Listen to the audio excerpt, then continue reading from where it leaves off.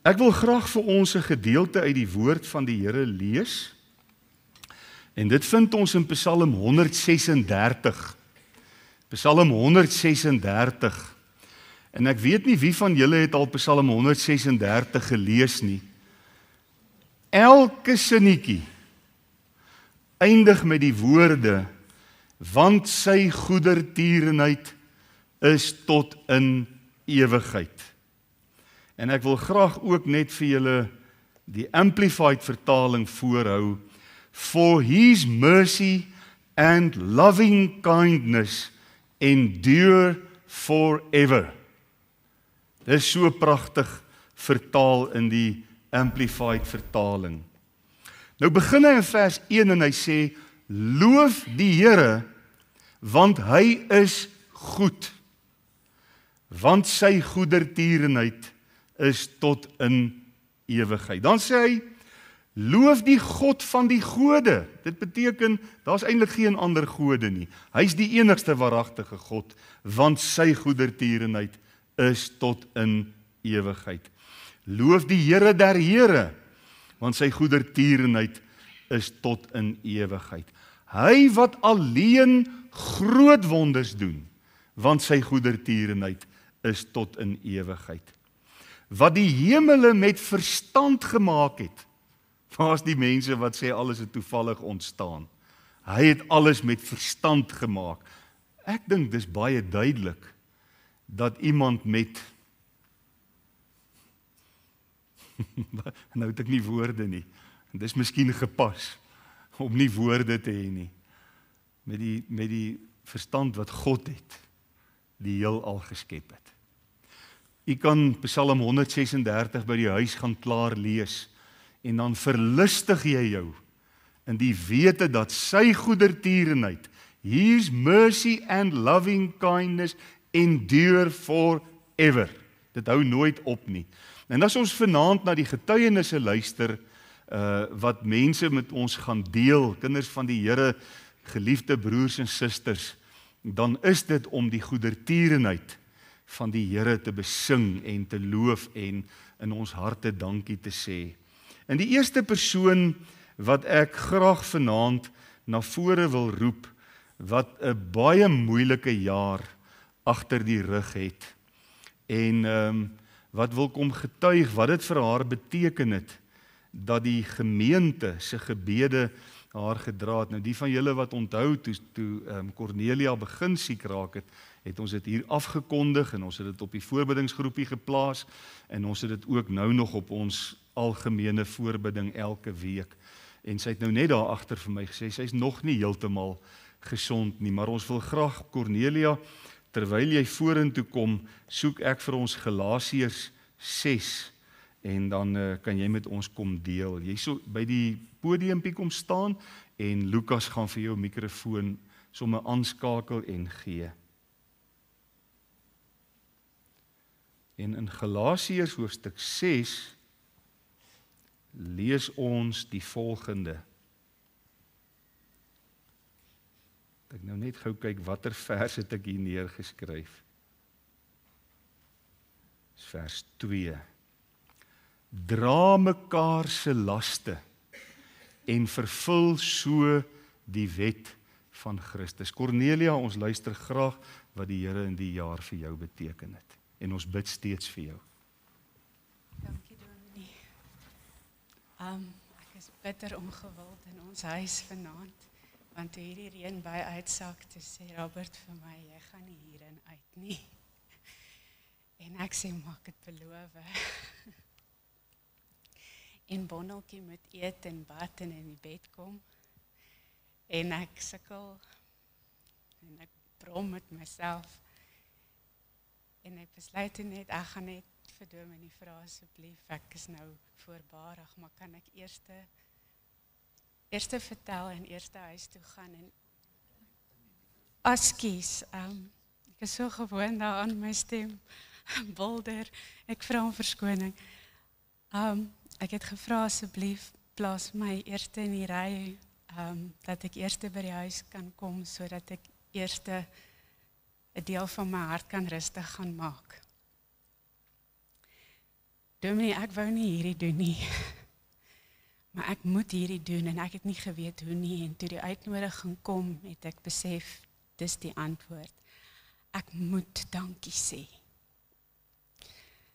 Ek sê heeldag en aldag vir liewe Jesus dankie, maar ek het vandat ek en Robert en Mieke deel geword het van hierdie gemeente, die horisontale afhanklikheid begin besef en die genade gekry om dit te omhels. Ek vra om verskoning dat ek bewe. Dit gebeur wanneer jou bloedgroep in skedule 5 omslaan. So asseblief hê geduld met my in die gebewery. Die bevestiging dat ek hierdie moet doen was Gesang 5, die eerste lied wat my ma my ooit geleer het, kom dank nou almal goed. So ek moet nou hier wees. Ek moet hier dankie sê. Ek gaan nie hier alles vertel nie, ek sukkel met darmes uitreig. Maar ek gaan vir julle vertel van die genade wat ek ken en elke dag aanvaar. So, ek wou nie kom getuig nie, dit het ek gesê, ek wou net kom dankie sê. Ek wil dankie sê vir die genade van bo en die toegewydheid van 'n gemeente, by wie 'n mens met vrymoedigheid om hulp kan vra. Ek wil dankie sê vir die belofte dat wanneer die wat glo, onophoudelik bid, daar beterskap en genesing sag in jou lyf kom lê. Wat my gesondheid betref, ek maak vordering. Dinge is nog moeilik, maar dit gaan baie beter. Dinge werk nou anders, maar die lig bly. Ek het 'n diagnose, ek ontvang behandeling, ek word sterker, want gebede word beantwoord. Ek wil met 'n oop hart my plekjie op die gebedslys vir iemand anders gee, wat dit so nodig het, soos wat ek dit gehad het. En graag wil ek en ons as gesin ook vir daardie mens bid. Kortom, is dit genade wat ek ontvang het, en waarin ek toegevou bly, is God se genade, wat hy deur hierdie gemeente en julle gebede aan my bewys het. En ek sit met daardie sin in my kop, en ek het 'n taalbrein, ek kan nie tel nie, en die keelklanke kan ek nie ignoreer nie. Veral nie die sielkundige impak wat klanke op 'n mens het nie. En hierdie akedusbrein wat so maklik reageer nie. Toe dink ek dat 'n dier se diep keelgromme en geluide dui gewoonlik op gevaar, en daai instinktiewe reaksie daarop is om te beskerm, te veg en te vlug. En dan met sulke klanke gee mens uiting aan frustrasie of woede, en dit verjaag. Nou, ons is nie diere nie, maar ons het die geskenk van taal. En ons woorde kan dieselfde doen. Om versigtig en deurdag met woorde om te gaan is moontlik, maar moeilik, maar 'n moed. Want hulle is of sysag, of vlamskerp. En dan is daar sy woorde, ons swaard, met lewensgewende en lewensnemende mag. In my kop dink ek God het keelklankwoorde in alle tale ingebou en in daardie wapen gesmee om die vurkstert se giftong mee af te kap. So hier is my gevoel van dankbaarheid. My gewoorde wat genees en die duiwel op die vlug laat slaan. Ek is geseën en gespaar. Ek was en is nooit alleen nie. Want van vroeg van kindsbeen af het hy my trou bewaar. En tot vandag toe nog geseën en gespaar. Ek word gehelp en gemonitor en genees. My lyf het lank reeds begin gebrek ly en hy bly in daai opsig uiters kreatief. Maar vir elke skeet is daar elke keer behandeling. En as ek in 'n ongelooflike bevoorregte posisie om kundige hulp te ontvang, het sy dit is om my te genees of om my te onderhou. Want hy sorg vir groot, vir klein, vir groot, vir alles en hy sorg dag na dag vir my. Ek gee oor. En om dit te kan doen is 'n gawe van bo. Want wanneer jy luister en dit wel doen, kom die voorreg om sy wil te sien, te hoor en te voel geskied. En om dan gevorm en gemaak te word soos hy wil. Ek het gawes van bo. Ek het 'n sin vir humor en 'n liefde vir gesels met my liewe Jesus. Dit gee vir my krag en dit gee my moed en bovenal perspektief om op te kyk en om my te kyk en dan die nuwe hemel te sien kom en te weet dat hy by ons kom bly. Ek het geleer, hy gee jou nooit meer as wat jy kan dra nie.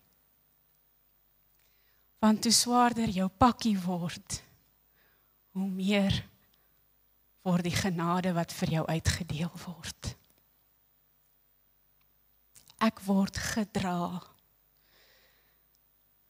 Vir amper 5 jaar lank laat ek nie meer voetspore agter my na nie. Ek loop lankal nie meer die pad nie.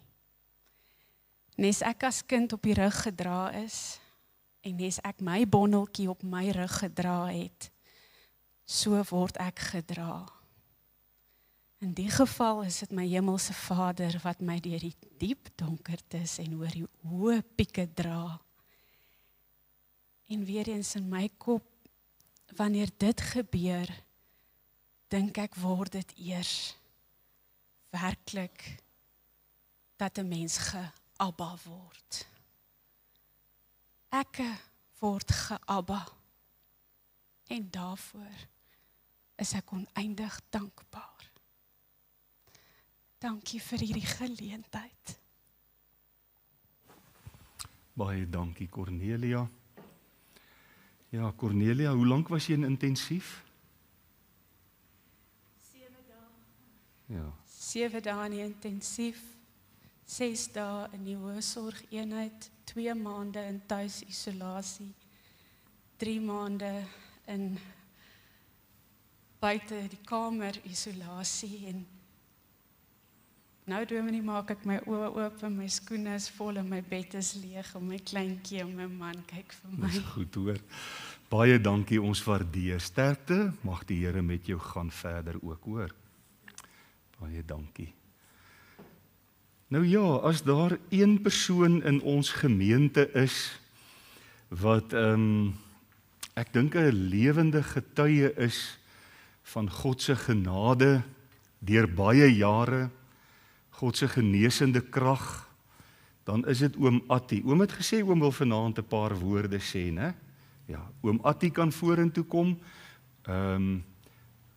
En dan kan oom gou met ons net deel hoe die Here ook vir oom gedra het. Oom Attie het my beloof hy gaan nie 'n uur praat nie.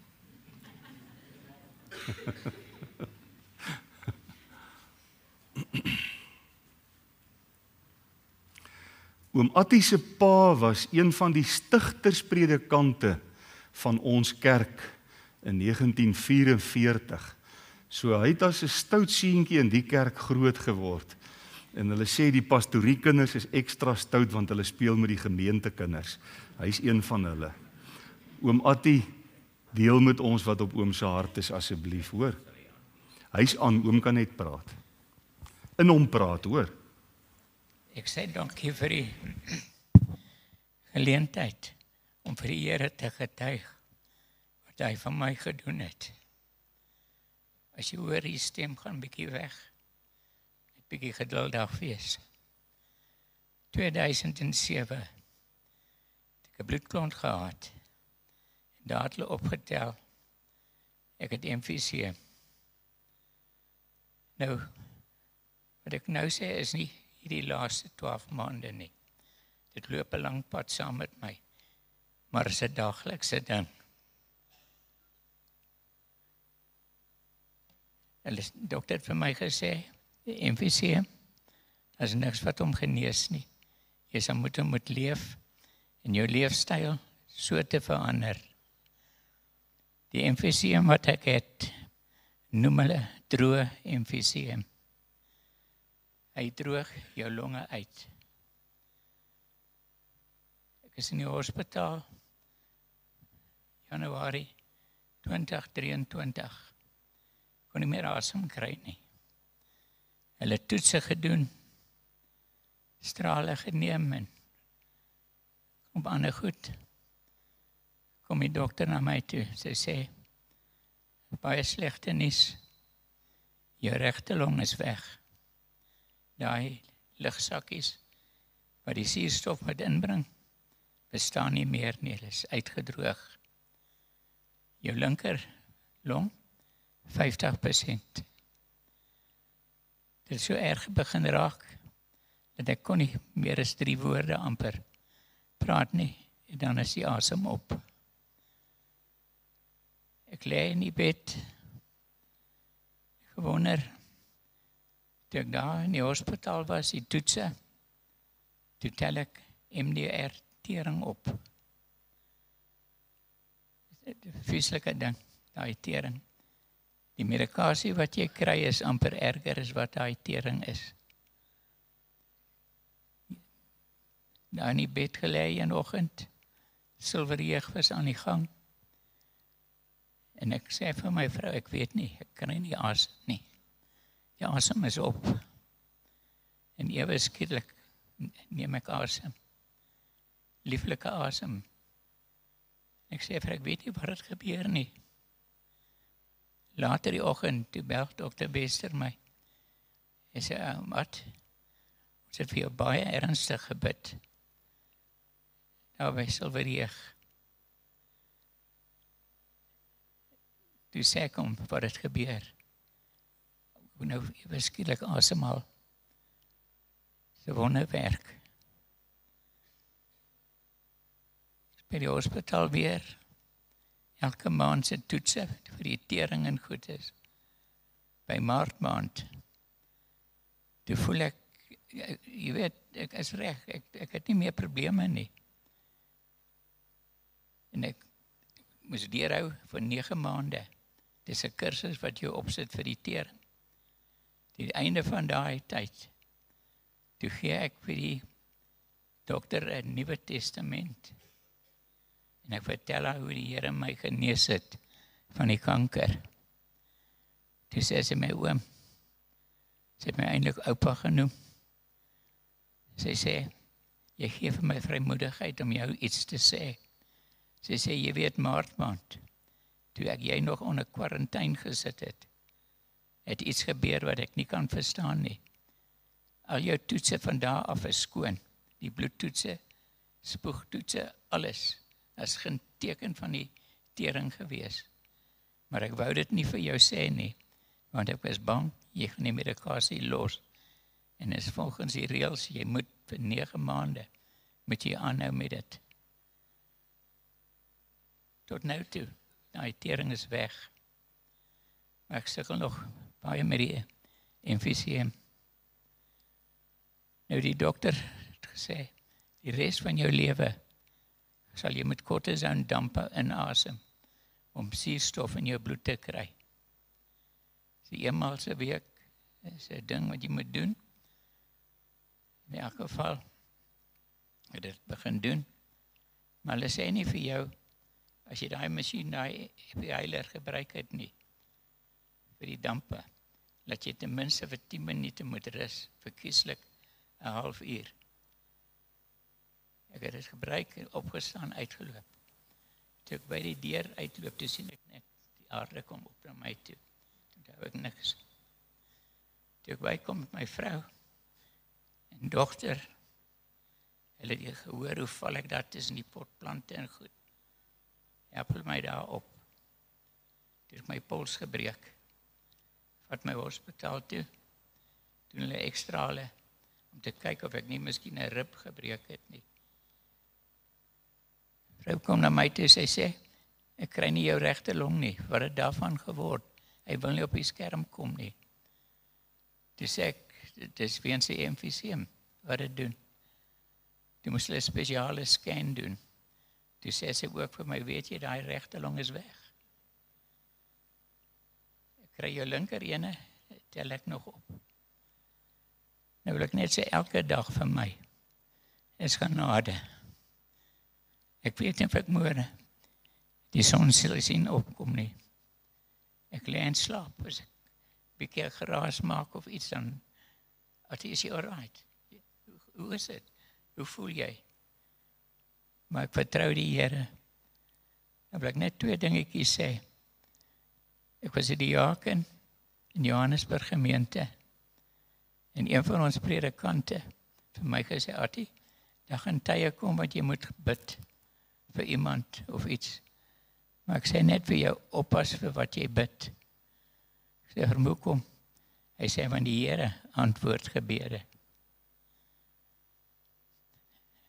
Daar's baie vir my gebid. En daar word nou nog vir my gebid. Anders sou ek nie hier staan nie. Dr. Bester, ek kan heel aan praat, maar sê dankie. Nie die hele aand gaan praat nie, hoor, ons waardeer dit. Daar's nog 'n klomp mense wat kans moet kry, maar ons waardeer en ons eer die Here oom Attie vir wat hy vir oom gedoen het en hoe hy oom elke dag dra, hoor. Baie dankie. Julle sê, ek het my vrou ingebring vir 'n CVP vergadering. Ruk terug. Nou moet ek huis toe ry, nou weer kom haal. Toe besluit ek, nee, ek gaan nie buite by die tuin sit in die kar. En ek haal Nuwe Testament uit. Maak hom oop, en daar sê oop, op Hebreërs 13. Daar staan, vra die Here, wat kan ek doen? Omdat jy my so genees en my so dra, staan dit daar geskryf. My lippe, gebruik jou lippe, lof tot die eer van God. En dis wat ek doen. Sterkte en seën vir oom, hoor. Sit sommer die mikrofoon net daar op die podiumpie neer, oom. Die volgende persoon kan hom net gebruik. Goed. Nou, iets wat ons nou nie in ons program vir vanaand gehad het nie, toe ek instap in die kerk, toe sien ek dominee Jan Duraan van Standerton gemeente, en sy dierbare vroutjie Liesel, jy's ook dierbaar Jan, daar agter sit, en toe het ek vinnig in sy oor gefluister, ons het onlangs vir hom gebid, wat hy 'n quadro omleining moes kry, en ek het gevra of hy in 1 minuut net met ons kan kom deel, wat die Here die afgelope maand en 'n half, vir hom gedoen het. Net in so 'n minuut asseblief, dominee Jan, jy hoef regtig nie lank te preek nie, hoor. En ons is so dankbaar vir die manier waarop die Here onderneem het en gedra het. Ek onthou ons het die maandagmiddag het ons vir hom en Lise daar by die hospitaal in die koffiewinkel ontmoet. En toe sê hy, nee, wat, is net 'n vinnige angiogram, niks moeilikheid nie.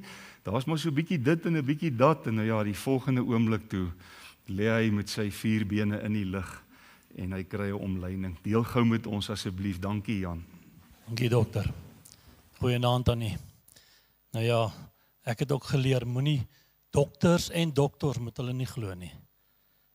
Hy het maak vir my gesê, het gaan gou wees. Ja, dit is kies tog dat ek nou my denim en alles aan het. Ek het regtig nie beplan om vanaand hier te wees nie, maar die Here het dit so beskik dat ons betyds kon wees vir die kerk. Ek het so 'n bietjie oor die spoed gejaag, maar gelukkig was daar nie speedraps nie. Hierdie jaar was vir ons 'n baie moeilike jaar. Dit het begin met een van my motorfietsvriende in 'n baie ernstige ongeluk. En ek het by hom gaan besoek. En die Here het hom aangeraak. Ons het gesien hoe die Here genees. Toe is een van my ander vriende 'n boer. Toe is hy baie ernstig in die hospitaal dat sy ingebandes begin swakker word het as gevolg van die infeksie wat hy het. En die Here het hom deurgedra. En toe is een van my ander vriende 'n rugoperasie. So om nou nie bang wees om my vriend te wees nie, né? En hy loop nou nog met 'n stit. En elke keer het ons gaan besoek en ons het gesien hoe die Here mense aanraak, hoe die Here mense deurdra. En toe gaan ek na die dokter toe en die dokter sê vir my, wat is fout? Ek sê vir my, ek raak uit asem uit. En hy sê vir my, Jan, op ons ouderdom moet ons versigtig wees. Jy moet na 'n kardioloog toe gaan. Ek dog toe, watter kar moet ek nou vat? Toe sê my vrou vir my, die oudste een, dit was ek. Nou ja, toe gaan ons soontoe en hy het my eers 'n sonar gedoen. Toe sê hy, nee, ons gaan 'n angiogram doen. En dokters is snaakse goeters. Hulle spuit jou net dood, jy hoor alles en hulle vertel hoe sukkel hulle om 'n ballonnetjie in te kry en ek sit en lê daar en raak bekommerd oor hoekom sukkel hulle. En toe sê hulle nee, ons gaan stop. Ons sal 'n operasie moet doen. En ek was veronderstel om 1 aand oor te slaap. En ek eindig toe op in 3 weke, net so oor die 3 weke. En weet jy, ek het nie besef wat ek moet deurgaan nie. Maar ek wil, voor ek sê wat die Here vir my daar gedoen het, wil ek net vir u sê, en veral vir die manne waardeer julle vrouens. Ek wil vir u sê, die wonderlikste ding vir my was, toe ek my oë oopmaak, om my vrou se gesig te sien. En dit was nie net 'n beeld nie, dit was sy wat daar gestaan het. En dit was wonderlik, want sy het my kalm gehou, sy het my rustig gehou, en sy het my bygestaan die hele tyd. En ek waardeer dit en ek prys die Here dat hy vir my so 'n geduldige vrou gegee het om saam met my daar te wees. Want toe ek wakker word na 'n 7 ure operasie, toe het ek nog nie besef wat hulle gedoen het nie, en toe ek nou later hoor, hulle het my hart uitgehaal en om een kant gesit, en daarop naaldwerk gaan doen, en op 4 plekke 'n bypass ingesit, verskoon nie Engels, maar ek weet nie wat Afrikaans daarvoor nie. En hulle sê vir my wat alles met my liggaam gebeur het, en wat alles aan my liggaam gesit het. Toe begin ek negatief word. En ek sê later aan vir 'n persoon, toe ek daar in die MICU lê, ek sê vir hom, broer, as jy ooit moet weer gaan vir 'n hartoperasie, gaan maak jou saak reg met die Here, gaan huis toe en gaan wag vir 'n hartaanval, is baie makliker. Want regtig, dit was nie vir my lekker in die ICU nie. En toe ek het vir die tweede persoon sê, toe kom daar 'n gedeelte op wat die Here sê, ek sal jou nooit begewe, nooit verlaat nie. Die eerste persoon kan ek dit ongelukkig nie voorgesê het nie, maar die tweede persoon het ek vir hom gesê, broer, vergeet wat ek vir jou gesê het. Die Here dra ons deur. Maar ek lê daar in die hospitaal, ekskuus dominee, ek gaan net so 'n bietjie langer as 'n minuut vat. Ek lê daar in die hospitaal en die mense kom in en die mense gaan uit en hulle kom in en hulle gaan uit en ek bly. Ek is later aan op die stadium wat ek nie eens meer die dokter antwoord nie. Ek kyk net by die venster uit. Hy praat met my, ek gee nie om nie. Ek kyk net by die venster uit. En een aand, 9:30, kom so 'n jong dokter van Sail. Toe kom hy daar in, hy sê vir my, ek gaan gou 'n sonar doen. En hy krap hier by my longe en hy sê vir my, lê op hy bed. Want ek het nooit in die bed geslaap nie, ek het op 'n stoel geslaap.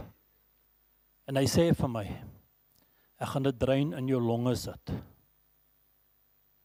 En net daar op die bed spuit hy my in, hy sit 'n drein in my longe en dit was baie seer. En hy sê vir my, kom ons kyk wat gebeur, en hy haal 1,5 liter vloeistof van my longe af. Want ek kon nie suurstof kry nie en my suurstof bly te laag, hulle kon my nie ontslaan nie. 2 dae later kom haal die drein uit en hy sê vir my, kom ons hou dit dop. En weet jy, die wonderlikste woorde was vir my gewees, die 2 dag daarna, jy kan huis toe gaan. En die Here het dit so beskik, dat een van my vriende daar is, hy het net kom kuier, en ek sê vir hom, Daan, het jy plek? Hy sê, ja, ek sê, ek ry saam met jou huis toe. En ons pak. Lise het daar in 'n gastekamer gebly, en ons pak haar goed, en ons ry. En ons gaan huis toe. En weet jy, daar by die huis kon ek stil word met die Here. En die Here het my deurgedra, my bors se wond is fantasties mooi. Ek het geen pyn op my bors nie. Ek het geen probleem met asemhaling nie. Ek moet nog net leer om mooi lekker diep asem te haal. Die wond op my been waar hulle die aar uitgehaal het omtrent so 'n stuk wat nou nog moet gesond word. Ek moet môre die dokter gaan sien. Dis hoekom ek hier is. En ek vertrou die Here dat dit volkome gaan genees, want as die Here 'n wond hier kan genees en 'n hart weer kan laat klop, kan hy 'n been ook genees. En daarom wil ek vir u sê dankie. Dankie dat u vir my gebid het. Dankie dat ek weet, want ek weet is afgekondig, want ek luister ook baie keer na boodskappe, en ek prys die Here dat hy my gebring het tot hier. Ek het vandag vir die eerste keer ook weer ver bestuur, na 6 weke. En die Here het ons veilig hier aangebring. Ek gee die Here al die eer en ek dank u vir u gebede. Dankie dokter. Nee, dankie broer Jan, ons waardeer dat jy met ons gedeel het. Goed, in Jakobus 5 vers 14 het ons hierdie wonderlike opdrag, is iemand siek onder julle? Laat hom die ouderlinge inroep van die gemeente en laat hulle hom in die naam van die Here met olie salf en vir hom bid. Nou, in my 30 jaar in die bediening het ek vele kere gesien hoe die Here mense wonderbaarlik aanraak. Ek het ook ervaar hoe dat ons vir iemand bid en dan kom haal die Here daai iemand. En ek het tot die besef gekom dat God se genade is vir almal, maar sy plan is nie altyd dieselfde vir ons almal nie. En Lukas Nudee, een van ons ouderlinge, wil graag deel hoe dat die Here dit op sy hart gelê het in hierdie jaar by 'n spesifieke geleentheid om die ouderlinge in te roep en dan vir hom te bid. Baie dankie Lukas.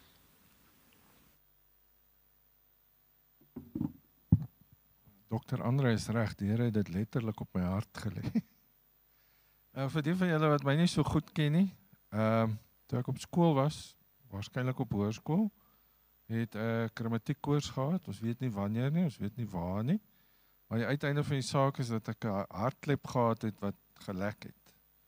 Dit het gekeer dat ek hoef weermag toe te gaan, maar dit het ook gekeer dat ek sekere werke waarvoor ek aansoek gedoen het gekry het, so ja. Lank in die kort daarvan is op 21 is ek in hospitaal toe vir 'n oop hartoperasie om die hartklep te vervang. Die Here se genade was daarom groot. Die dokter toe ek bykom sê hy het nie nodig gehad om die klep te vervang nie. Hy kon hom net panel beat. Dit was sy woorde gewees. So Dominee Jan, ek weet presies hoekom jy in 'n stoel gesit en slaap het. Die mense verstaan nie hoe seer ou se rug kan wees as hulle jou ribbekas so ooptrek. Dit is 'n ongelooflike pyn. Jou hart, jou bors, dis niks, jou rug, dis die seer. Dis regtig seer. Maar ja, laat ek nou nie afwyk van die getuienis af nie. Maar die Here het my aangeraak, wonderbaarlik. Ek het 'n baie vol lewe gelei. Ek kon gaan rots klim, ek kon aktiewe sport doen, ek kon alles doen wat ek wou, soos wat 'n ou ouer word. Ek meen ek was 21 toe ek die operasie gehad het. So jy begin leef asof dit jou lewe is. Jy kan aangaan net soos jy wil. So 2 jaar terug het ek skielik baie kort asem begin word en ek was vas oortuig dat ek bosluiskoors gehad het. En die probleem is, as jy met so oortuiging na die dokter toe gaan, dan kry jy dit reg om hom ook te oortuig daarvan. Veral as hy nog 'n jong dokter is. So Dominee Pierre Lou van Centurion, ek was toe nog bietjie ingeskakel by Centurion, het kom huisbesoek doen en ek vertel van hierdie boshuiskoors ding is bietjie erg. En toe hy by die huis kom, toe sit hy op die gemeente WhatsApp groep, hoor jy, ons moet asseblief vir oom Lukas bid, hy is baie siek. En dis die eerste keer wat ek regtig besef het dat ek eintlik siek is. Gaan dokter toe en ek het lanklaas 'n dokter so oorsmeek oor die telefoon om my net plek te kry by die kardioloog. Toe die dokter op 'n stadium vir die kardioloog sê, hoor hierdie ou mag dalk nie meer so lank leef nie. Toe weet ek, okay, dit is ernstig. Ek is toe sommer op hy selfde dag in die hospitaal in, sê die dokter, hartversaking, jy het net betyds kom, ons kon dit keer en alles. Hulle het toe daai operasie gedoen om die hart se ritme weer reg te kry, daar waar hulle met die aar ingaan en die senuweebeentjies brand en so aan. So met hierdie tipe agtergrond sal julle verstaan dat toe my hart hierdie jaar weer skielik uit ritme uit begin gaan, dat ek onmiddellik geweet het, okay, hier's moeilikheid. So ek het die kardioloog gebel en ek het alles reg gekry, tweede afspraak vir die jaar en kardioloog is nie baie goedkoop nie, maar dit is nou maar so. En ek het alles in plek gekry, afspraak sou die volgende of 2 weke later wees. Nee, die volgende week, die Woensdag. En ek ry die Sondag in kerk toe en ek was daai oggend ook nie baie lus om kerk toe te kom nie. En toe trek ek my aan en klim in die kar en ek ry en is op pad hiernatoe, op pad na die kerk toe op 'n Sondagoggend, wat die Here vir my sê, het jy ooit vir my gevra? En ek is die kant toe en ek is daai kant toe en oralste in hierdie teksvers wat dokter nou gelees het, kom in my gedagtes op en ek maal dit om en gaan aan en so aan. En die volgende wat ook in my gedagtes opkom, ek wou dit nou gelees het, maar ek sal dit sommer so uit in Matteus waar die melaatse man vir die Here gesê het, as u wil, kan u my reinig. En toe sê Jesus vir hom, ek wil.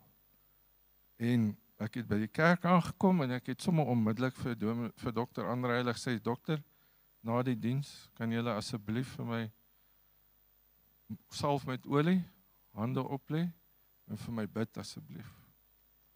En hulle het dit gedoen en toe ek by hierdie hek uitry, toe is my hartritme perfek.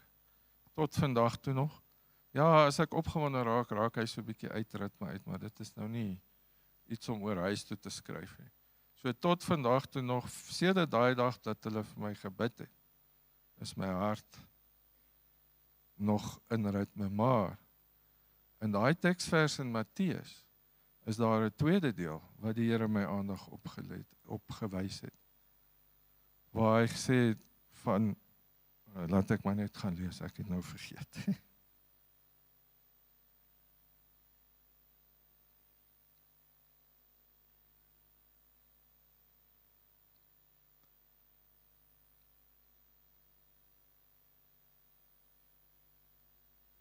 Nou kry ek dit nie, ek het dit gemerk, maar ek kry dit nou nie, maar hoe dit ook al sê. Dit gaan daaroor dat 'n ou se geloof is baie belangrik as jy gaan in hierdie, as jy vir die Here vra om jou te genees, en jy moet glo. Maar die ding wat die Here op my hart, of wat ek met die Here oor gepraat het en geworstel het, is, Here, maar u het hierdie man gereinig van melaatsheid. Ek is nie melaats nie, dit sê die Here, maar jy is nie, dalk nie reinig nie. So van daai dag af stap ek 'n pad met die Here dat ek fokus daarop om 'n rein lewe voor die Here te wandel. En dit is die moeite werd. Ons val almal. Dit is nou maar 'n feit. Maar die Here is genadig. Hy weet ook wanneer ons gefaal het, dat hy ons weer gaan ophelp en verder vat met die pad. Baie dankie. Dankie broer Lukas. Ek sien die ou vyand haal ons nou bietjie in hier vanaand. Maar ons is rustig, né? Wonderlike geleentheid. Ek wil graag vir Karen Roeg kans gee, Karen, om net vir ons te kom vertel hoe die Here dit in haar hart gewerk het om by EE3 betrokke te raak die begin van die jaar. Ek is so dankbaar vir hoe die Here die EE3 bediening seën en absoluut ja, wat kan 'n mens dit nie woorde, dit wat die Here besig is om te doen. Dankie Karen.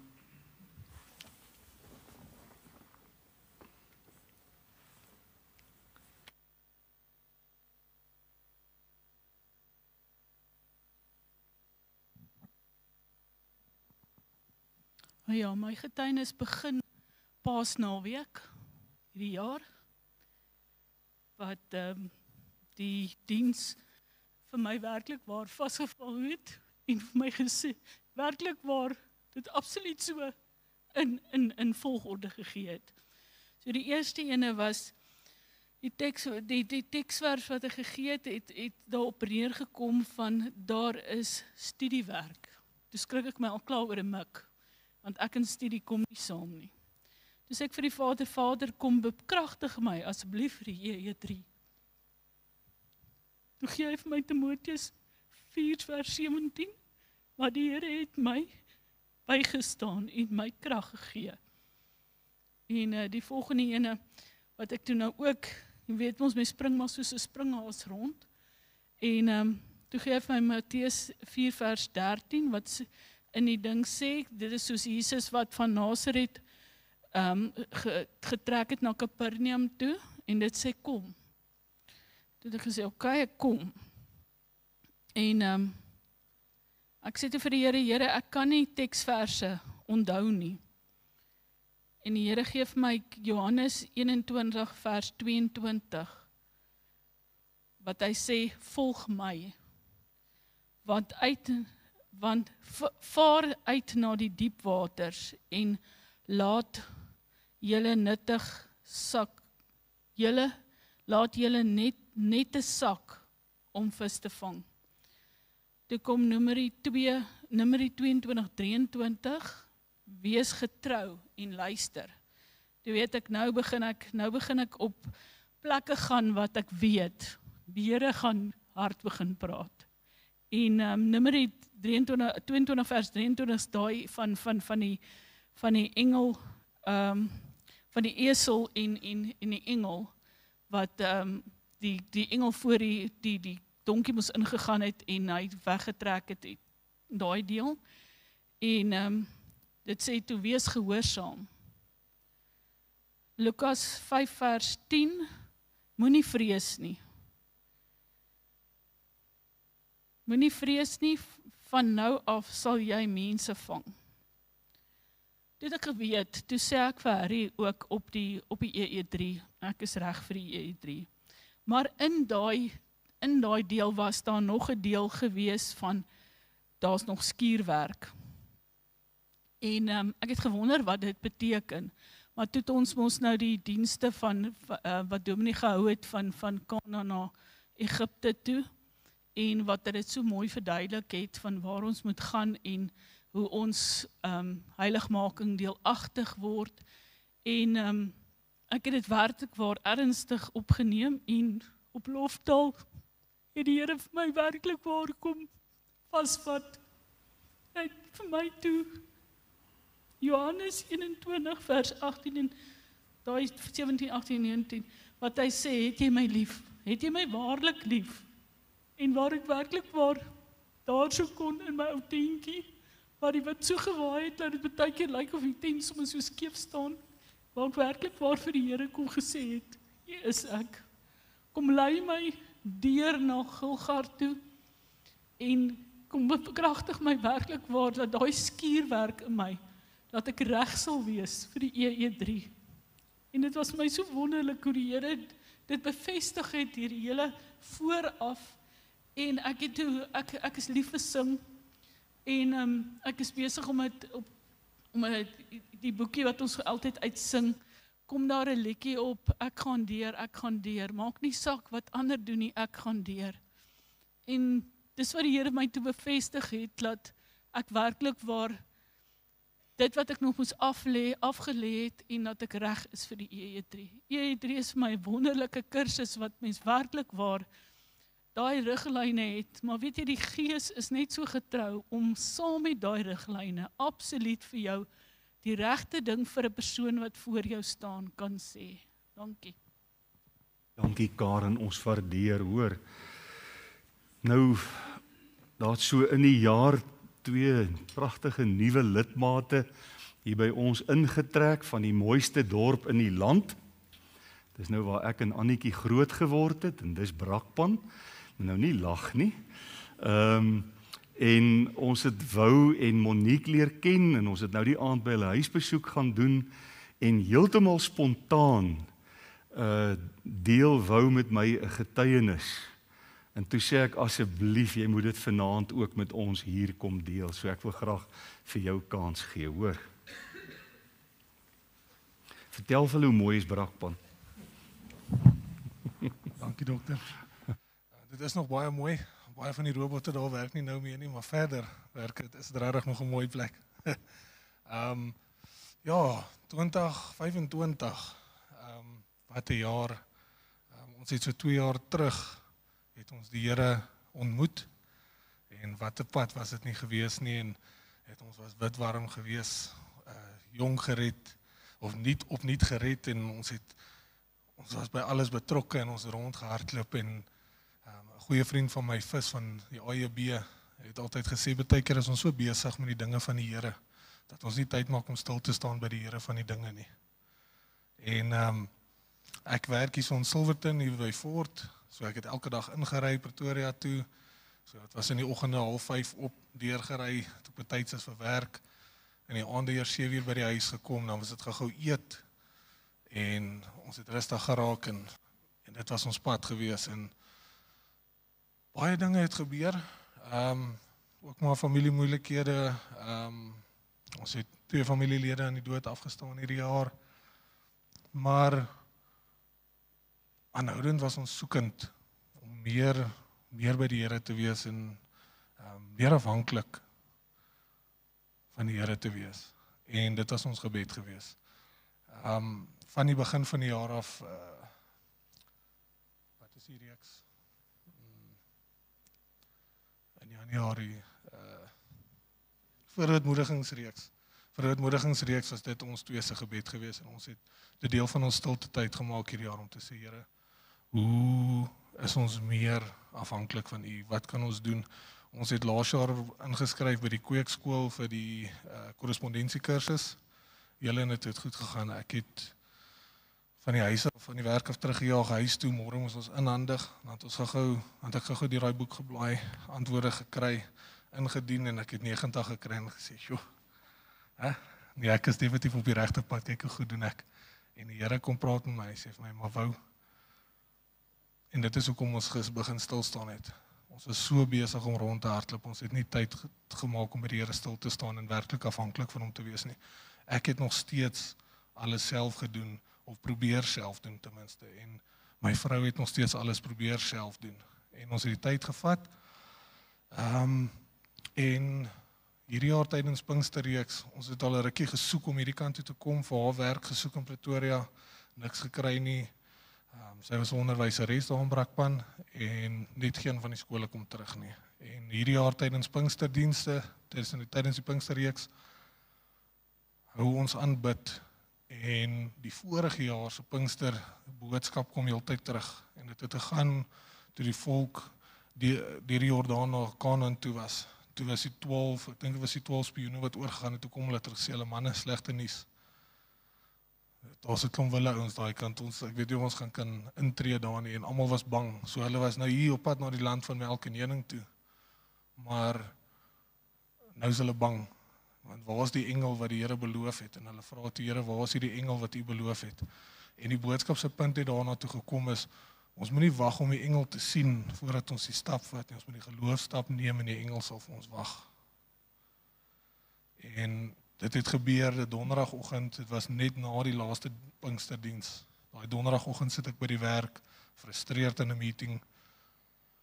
En ek haal my foon uit en dit kom so duidelik na my toe en die Here sê vir my, vat daai geloofstap wou, die engel wag daai kant. Die Here wag vir jou. Die belofte is daar en maak toe die Property 24 app oop en ek sien 'n huis wat buite ons prysklas is, maar dit is ons huis, ek kan dit sien. Offer ingesit, ons is 'n maand daarna in ons huisie in. My vrou het nogal kennismaand gewerk in Augustus, maar ek was hier in. En saam met al hierdie, so dit is een been, saam met al hierdie het ons laas jaar regtig, ons is 21 Desember getroud, en ons het nou so vir die laaste 2 jaar werklik probeer om kinders te kry, en dit was toe nou nie, dit is nou nie vir ons geleë gewees nie, of dit ons het toe besef, ons sukkel, ons was na ginekoloog toe, ons het klomp goeders gedoen, hormoon treatment en al die dinge, en na ons R2000 'n maand spandeer het, hier teen my maand toe besef ons, okay, ons het nou alles probeer, is dit nou ons wil, en ons het toe saam gebid, en ons sê toe vir die Here, ons is jammer, ons besef, ons probeer ons wil op U afdwing, as dit nie U wil is nie, aanvaar ons dit so, en ons is dankbaar dat ons mekaar het, en dat hierdie die stap is, vir ons om meer afhanklik van U te word, maar as dit U wil is, dit sal vir ons so groot genade seën wees. En ja, ons kom toe Pretoria toe, my vrou het nie werk nie, ons bly al hier, sy het nog geen werk nie, sy het al kennis ingegee, praat met by die werk met 'n vroutjie, sy vra my, wat doen jou vrou? Ek sê, sy doen soos 'n elhoë vir die kleintjies, sy doen al hulle ontwikkeling, sy sê, haai, wragtig, my skoonsis het 'n Playboy franchise, sy kort iemand, so sien die Here ons uit te werk. 3 weke voordat sy hiernatoe kom, vind ons uit sy te werk, sy kom val in, en ons is omtrent vir wat sy hier 'n maand is, alles gaan goed, en sy begin toe siek word, en medies is uitgeput, ons het alles gespandeer op ons eie wil, om te probeer haar kry, om swanger te word, en sy wil toe nou nie dokter toe gaan nie, want waar gaan die geld nou vandaan kom? Sy gaan toe nou moeg vir siek wees, dokter kom terug en sê, gelukkig jy is swanger. So seën die Here toe nou vir ons, so wonderlik, en die hele pad wat die Here vir ons hierdie jaar gebring het is, ons moes net ophou probeer het self, en dit na hom toe gevat het, en die getuienis vanaand, dinge is moeilik, ons lewe in 'n gebroke wêreld, as ons dit self gaan probeer doen, gaan ons nie regkom nie. Ons moet nie terugsit nie, ons moet op die Here vertrou ten volle, en dit is wat vir ons die pad gelyk gemaak het, ons het volkome op die Here vertrou, en hier is ons nou. Dankie. Baie dankie Wou, en welkom in Pretoria. Ons is bly dat julle hier is. Ek het agtergekom, Pretoria is toe mooier as Brakpan. Soms kom 'n mens op 'n plek in jou lewe waar jy heeltemal moedeloos is en waar dit vir jou voel jy kan nie meer nie en jy wil handdoek ingooi en jy wil tou opgooi. En dan wag die Here daar vir jou. Rian, ek wil graag vir jou geleentheid gee om met ons te kom deel van so 'n geleentheid. En dan dink ek onwillekeurig aan Jesaja 40 vers 29 waar die Here sê hy gee die vermoeide krag en die wat geen krag het nie, versterk hy. Ons luister graag, hoor. Dankie Dr. Andre. Nou van my kant af, goeienaand nou. Ek het nou Dr. Andre het nou nie gesê nie vir die wat my nou nie ken nie. Ek is 'n tweedejaars student by die Kweekskool en as die Here se wil is, Januarie dan is dit nou 3de jaar wat voorlê. So ons is nogal opgewonde daaroor, maar net om die Here al die eer te gee. Die eerste 2 jaar was vir ons as huisgesin nogal 'n redelike uitdaging gewees. Nou die verandering was vir ons so bietjie moeilik. Ek het agtergekom na die ouderdom 40 dan begin ou so bietjie verandering so bietjie moeiliker raak as wat jy 20 is, maar die Here het regtig vir ons kom deurdra. En ek het toe op gewoonlik soos ons aan die einde tyd van ons tyd kom, dan is daar 'n praktiese tyd wat voor lê. En dit was vir my regtig lekker geweest om toe nou uit te vind dat ek Newcastle toe gaan. Nou net so 'n bietjie vinnige agtergrond. Ek is iemand wat baie tegnies is, wat baie lief was om my hande te werk, het my eie besigheid gehad, so ek was baie lief geweest om my hande te werk. So ek het leer werk. Boeke is vir my 'n uitdaging geweest. Ek het dit nou nogal bietjie moeilik gevind om agter 'n boek te sit, veral as jy 20 jaar laas agter 'n boek gesit het, moet jy skielik agter die boeke inval. So my eerste 2 jaar, of die eerste jaar was my nogal baie uitdagend. Dr. Andre het op 'n stadium gebel en sê vir my, jy moet by my kom sit, en ek dank die Here daarvoor ook. En selfs was daar iemand by die kweekskool gewees wat bietjie kom help het. So ons dank die Here ook daarvoor, maar dit was gewees in hierdie tweede jaar wat dit vir my regtig baie uitdagend geraak het. Omdat ek geweet het, dit is die moeiliker, ons noem dit nou as studente, maar die moeiliker jaar, die soteriologie wat voor lê, die Grieks is in sy tweede jaar, dit is nogal 'n groot uitdaging gewees. En ek het baie tyd spandeer in my leerwerk in my tweede jaar, maar ek het dieselfde resultate gekry. Sommige van die vakke het ek gespring en dit was vir my so dankbaar gewees. Maar so aan die einde van jou tweede of aan die einde van die jaar dan word jy nou ingeroep en dan word daar so 'n evaluasie gedoen met jou, kyk hoe dit gegaan, die evaluering word gedoen en die dosente roep my in en hulle sê vir my net voor jou 3 weke prakties roep hulle jou dan nou in en hulle sê vir my Rian, jy het die een vraestel met 3% gemis, die ander vraestel het jy met 5% gemis. Jy gaan hierdie 2 vraestelle moet sleep. En hier's 'n hereksamen wat jy gaan moet doen. So as jy terugkom van jou prakties af, kan jy hierdie hereksamen doen. En in daardie oomblikke is my moed in my skoene en dadelik sien hierdie dosente dit en hulle sê vir my, moenie moed verloor nie. Ek wil vir jou sê, moenie moed verloor nie. En ek sit en kyk hulle so en ek dink by myself, julle verstaan nie waardeur ek gaan nie. Julle verstaan nie dat die tyd wat deurgegaan het, wat ingesit is, nagte in, nagte uit. Hoe kan julle van my sê ek moenie moed verloor nie? Maar daar gelaat, ek aanvaar dit toe, daarby word ook vir my gesê, jy kan nie in jou tweede jaar dan jou sertifikaat kry nie. En ek dink dit was vir my die verskriklikste, die ergste ding om te besef dat ek nie my sertifikaat kan kry nie. Ek gaan vir u sê later hoekom. Ek beweeg vinnig aan. Die Saterdagoggend maak ek klaar, ek sê vir my vrou, luister, die vorige dag sê ek vir haar, luister, ek wil so 8:00 die oggend ry dat ek in Newcastle kom, want dit was toe nou die gemeente waar ek uitgeplaas is vir die 3 weke, en ek is toe nou die oggend, groet ek my kinders, en ek groet my vrou, en sy sien in my gemoed, ek meen, 'n vrou ken haar man, sy ken haar kinders, en ek groet my huisgesin, en ek sê vir hulle, ek sien uit na die prakties, ek dink dit gaan lekker wees. Maar my vrou weet ek is besig om vir haar te jok. En op pad Newcastle toe ry ek op die pad en ek praat met die Here. En ek sê vir die Here hoe ek voel. Ek sê vir die Here, ek is eerlik teenoor die Here. En ek sê vir die Here, dis tot hier toe. Dis klaar, ek gaan klaarmaak, ek gaan stop. Ek het vir die Here gesê, ek sal my beste gee die 3 weke wat ek op my prakties is. Soos ek gewoonlik is om te doen. Ek sal my beste gee vir alles, maak nie saak wat dit is nie. So het ek by Jeffrey, by Newcastle aangekom, die predikant het die Sondagoggend gepreek, ek het die Sondag aand gepreek, die Maandagoggend sê Dominee Wimpie vir my, hy het vir my voor die tyd gesê, hulle gaan na hulle kinders toe in Jeffreys, want hulle het 'n kleinkind wat gebore word. So is hy weg, en ek het toe die week begin deurgaan, en ek het voorberei vir die volgende Sondag se boodskap, by die oggend en die aand gepreek, en die Maandagoggend bel die visievoorsitter my oom Potty, en hy sê vir my, kom sit bietjie by my, wat maak jy? Ek sê, ek is besig om voor te berei vir die week se Bybelstudie en dan die dienste. Hy sê, kom kuier bietjie by my. En ek gaan sit by hom en ek kuier met hom, en hy begin met my praat, en Die oom praat met my en ek dink by myself, iemand het hierdie oom gekontak. Hier's iets aan die gang. En hierdie oom is besig om te praat en hy begin sy eie lewe vertel vir my, wat met hom gebeur het.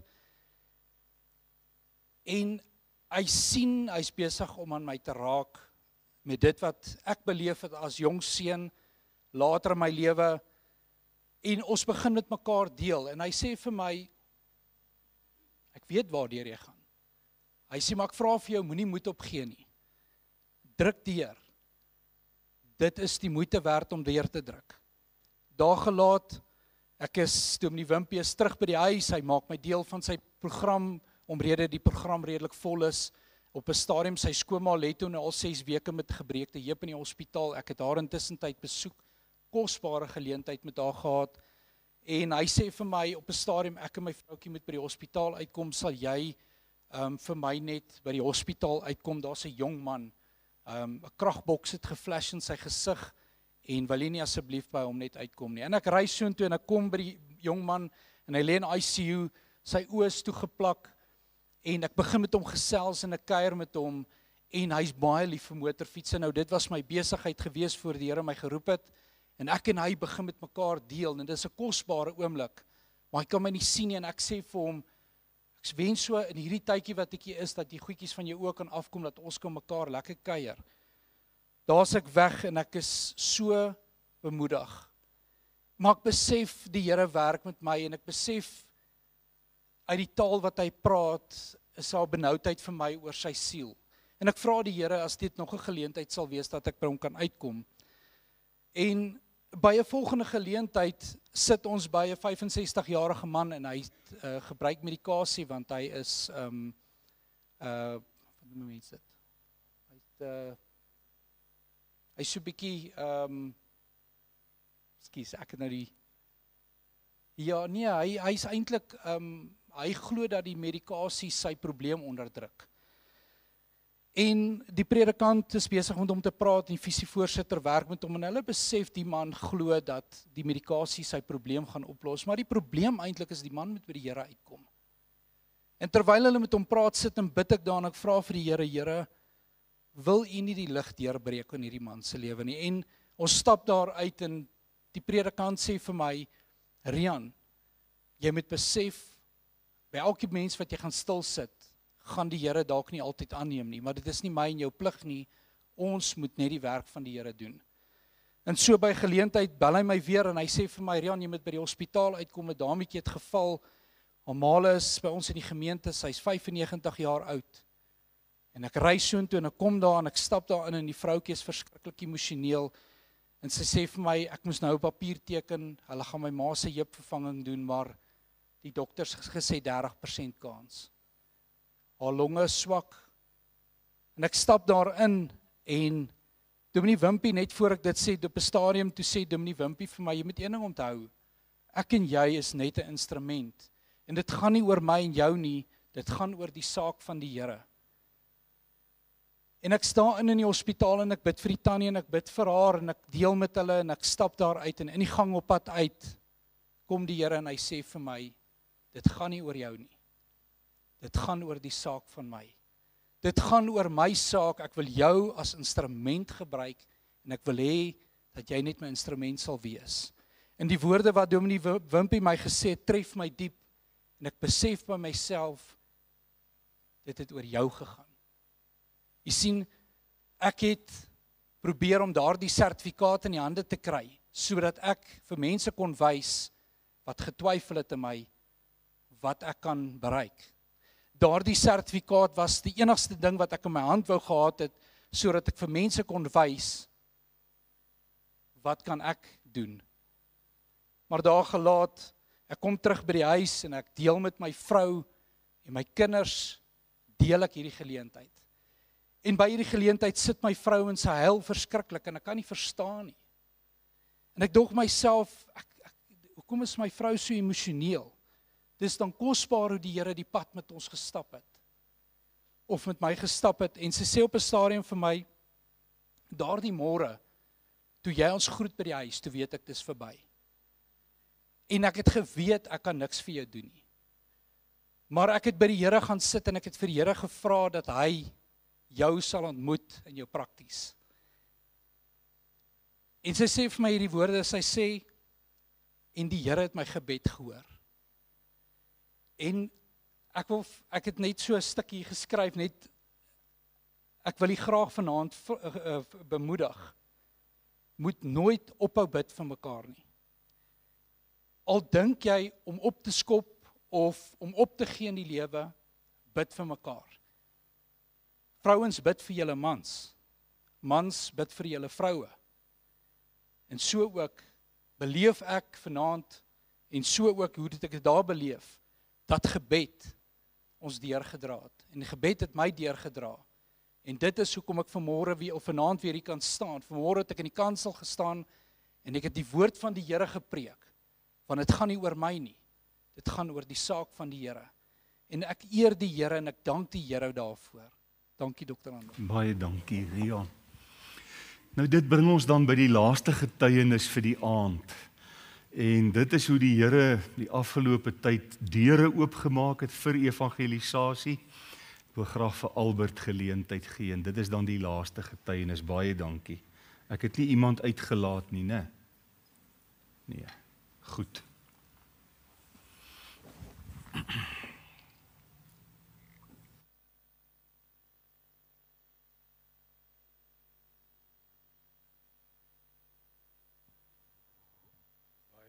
Baie dankie dokter vir die geleentheid. Ekskuus om net 'n bietjie met u te deel van hoe getrou die Here is om ons te help en vir ons te voorsien. Weet, ons bid altyd dat Here stuur iemand op ons pad met wie ons kan gesels, met wie ons hierdie evangelie kan deel, om met hulle te gesels daaroor. En voordat ek net 3 goed vir u wil noem, waaroor ek net vinnig wil uitbrei, wil ek net vanaand baie dankie sê vir elkeen van u wat bid vir hierdie bediening.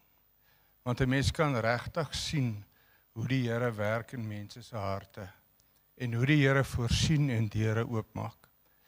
Die eerste geleentheid waaraan ek kan dink is wat 'n mens werklik waar die hand van die Here gesien het, hoe hy iemand op ons pad stuur. Ek en Harry stap daar in Lodium af in hulle sakegebied, daar's 'n paar winkeltjies en goed.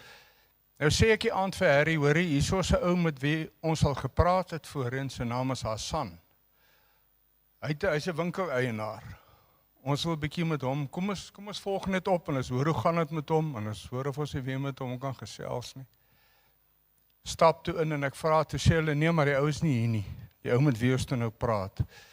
En Harry vra vir die ouetjie, hy sê, hoorie, maar kan ons nie 'n bietjie met jou gesels oor jou geloof nie? Hy sê toe, nee, alright, ons kan nou oor praat. En terwyl ons besig is om met hom te gesels, sien ek so die kant van my oog uit 'n man netjies geklee in 'n uniform, swart sekuriteitsuniform, toe sekuriteitswag. En hy staan so. Nou weet ek nie of die ou nou luister of wat ook al, maar hy staan so eentjie van ons af. En maar kan sien hy luister aandagtig. Want Harry deel toe met die ou met wie ons te praat die profeseë en oor Jesus en ensovoorts. En terwyl ons met die ou gesels, roep iemand hom binne in die winkel in. En hierdie sekuriteitswag kom na Harry toe en hy sê vir hom, hoorie, ek wil net graag vir jou iets vra. En dit is, hoekom het ek dit wat jy met daai man gedeel het, en wat ons nou gedeel het, nog nooit in my eie kerk gehoor nie. Toe is die man 'n lidmaat van ZCC. En weet jy, ons kan dadelik, en die Here is so getrou, en mens kon dadelik sien, hier gaan 'n lig vir die ou aan, op sy gesig, kon 'n mens sien hoe hy hierdie wonderlike nuus, wat ons met hom toe deel, hoe hy dit aanvaar in sy eie maak. Weereens, hoe die Here voorsien, hoe die Here die ou na ons toe stuur. Ons het hom nie geroep nie. Ons het maar net daar gestaan met iemand anders gepraat, en hoe die Here hom toe stuur, om na ons toe te kom. In 'n ander geval, 'n plek waar ons ook uitreik is White Blocks, dis nou een van die woongebiede in Lodium. Nou stop ek en Jan en Johan en Bertus was ook hier aan saam. Nou stop ons die kar by iemand wat die Here ook op 'n wonderlike manier vir ons voorsien het, waar ons gewoonlik ons karre kan los. Die ou sê ook nee, is veilig hier, ons kan die kar daar los. Die ou is ook 'n kind van die Here. Nou stap ons hier af, maar dit is donker. En ek sê dit op 'n stadium vir Jan, ek sê jong, kom ons lig net hier met ons selfone, want daar is nie ligte nie, dit is donker. Hy sê toe vir my, hoorie, hier is 'n plek, 'n huis waar hulle al was, maar dit is 'n baie slegte situasie, want die mense het 'n kind, 'n seun, wat so in dwelms vasgevang is, dat hulle die kind in die huis moet toesluit. Hulle kan nie, as hulle weggaan, hulle moet hom toesluit in die huis en die sleutels vat. Want as hy uitkom, is hy weg, en as hy weet, is nie dwelms in. Nou staan ek so 'n bietjie terug, en Jan klop in die deur. Ek klop nou redelik hard. Ek sê toe vir hom, Jan, hier is niemand hier nie. Hier is doodstil hier, dit is donker. En terwyl ek dit sê, ek lag nou, maar dit is maar net wonderlik hoe die Here voorsien. Terwyl ek met hom praat, gaan 'n venster die bokant ons oop. En 'n vrou vra vir ons, hoorie, kan ons help? Ek sê toe vir haar wie ons is, wat ons doen. En sy sê, ek sê vir hoorie, maar kan ons bietjie met jou kom gesels, oor jou geloof en so. Sy verduidelik te vir ons moet net so 'n paar tree links gaan, ek en is geweet daar's trappe nie. So donker. Links, hier gaan ons met die trappe op. Maak sy vir ons die deur oop. Toe sit 'n vrou wat in die Hindoe geloof behoort. Hierdie Here vir ons 'n geleentheid geskep op daai oomblik om met die vrou die evangelie te deel. Nie 'n afspraak gehad nie, en ons kon daar ingaan. Die laaste getuienis oor die getrouheid van die Here wil ek net graag met u deel. Ek dink is die vorige keer, nou gaan ek en Jan van Jaarsveld ook, ek gaan saam met hom om 'n opvolg te doen, om mense op te volg met wie hulle al gesels het op 'n geleentheid. En nou kom ons by die woonstel, dis daar by die Himalayas noem ons dit. Dis 'n klomp woonstelle, ek weet nie hoeveel nie, maar daar's honderde woonstelle. Klomp mense wat daar bly. Nou is hier met die trappe op die 4de vloer. En die deur staan oop. Nou klop ons aan die deur, hier kom 'n jong man uit. Jan vra vir die ouetjie, hoorie, waar is Sharon, jou ma? Sy sê nee, maar my ma is nie hier nie. Maar hy moet net gou na iemand toe gaan, maar sy ma sal nou nie weet, sy's op pad. En terwyl ons toe nou daar staan, kom hier iemand aangestap, 'n vrou, seker so na middel 30s, voor 40s, ek weet nie presies hoe oud nie. En die vrou het 'n T-hemp aan, met 'n foto wat geprint is op die T-hemp, 'n foto van 'n jong meisiekind. En Jan vra vir haar, sy sê, joe, dis 'n pragtige mens hier, wie se foto is dit?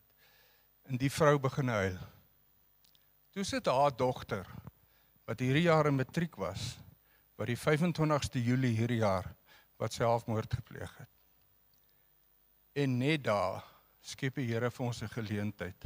Ons is in daar, en terwyl ons met hulle die evangelie deel, en ook vertroos en saam met hulle bid, hier kom haar maak in.